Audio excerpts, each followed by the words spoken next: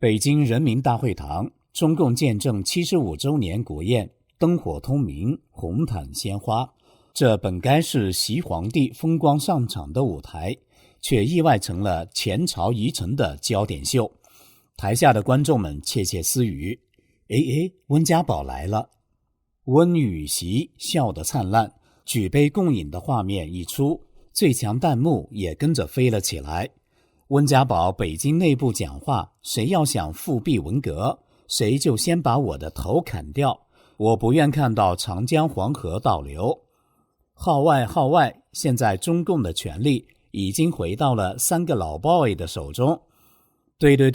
听说他们都是1942年出生的，是哪3位老江湖有出山了呀？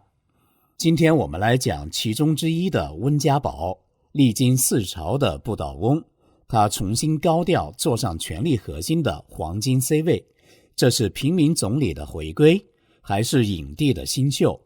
中共新一轮的刀光剑影似乎已经开场，到底谁又在谁的剧本中呢？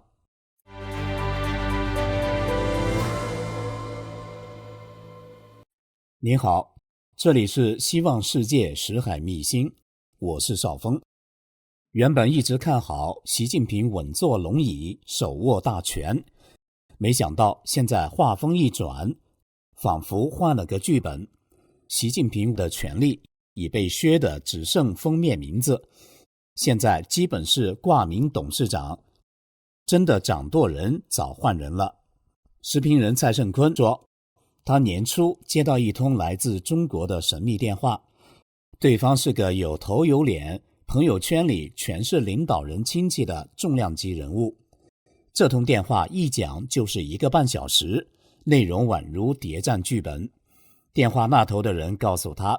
习的权力就像股市般一路跳水，现在离正式退场只差一纸公告，至于什么时候官宣，可能是4中全会，也可能是个随手挑的良辰吉日，但最晚不会拖到明年。目前中国的大权已经回到3位42年老男孩手中，临时统一战线，联合执掌政局。3位1942年出生的熟脸老男孩是谁呢？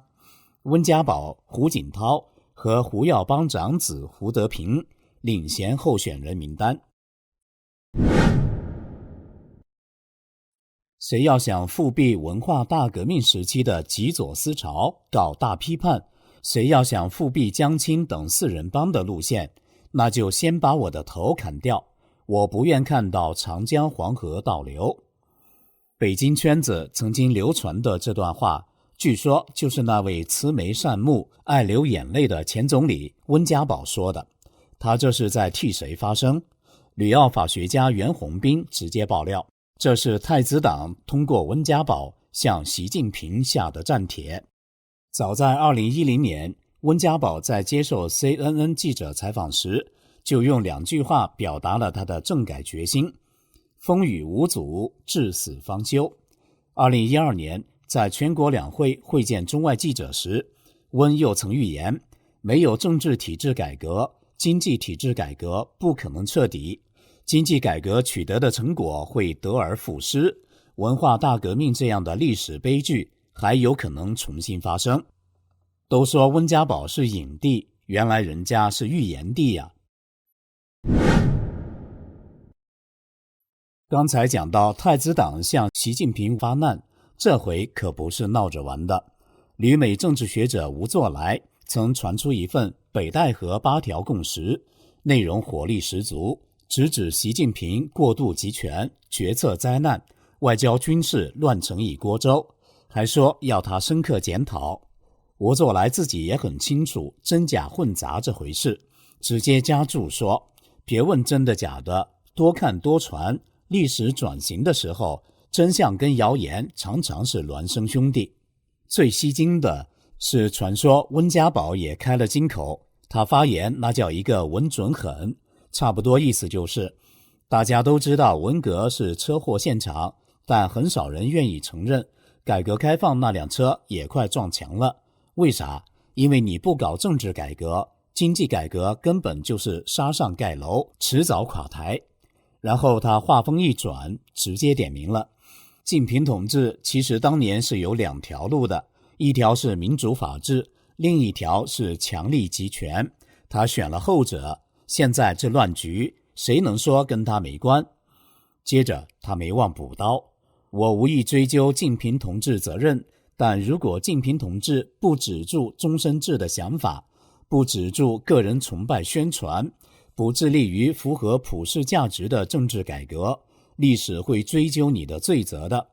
我们老了也无所谓了，你们要对国家和人民负责啊。这好像是老前辈已经拍了拍习的肩膀，发出小子好自为之的温柔警告。习近平还不以为然，恐怕就要国家有难，老将出马了。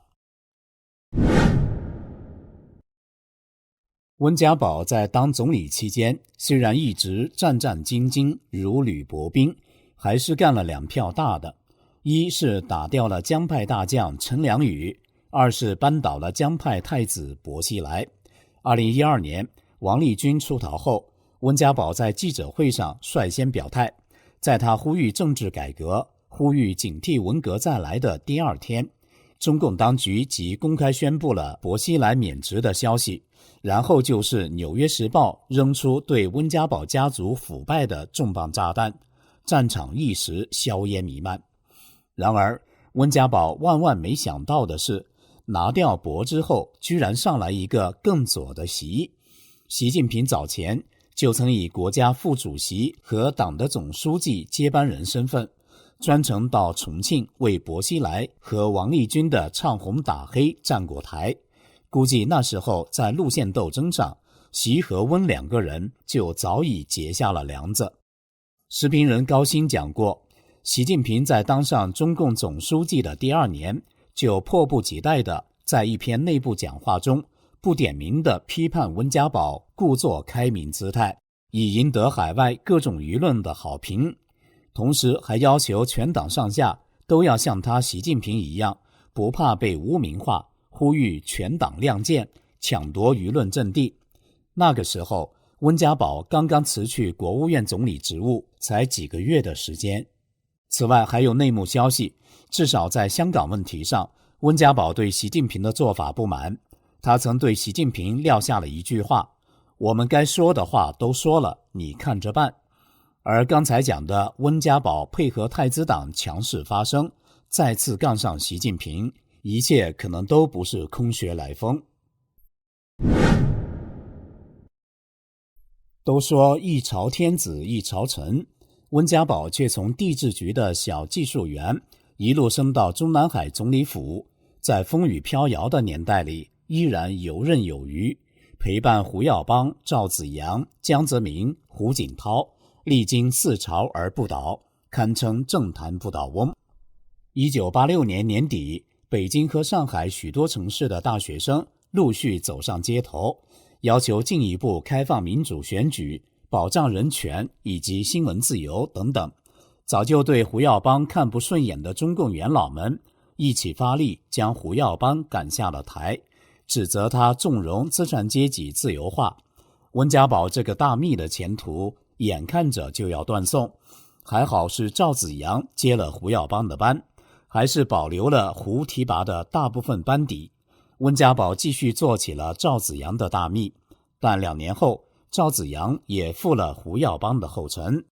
根据李鹏64日记记载，宣布戒严时，温家宝表态支持中央的决定，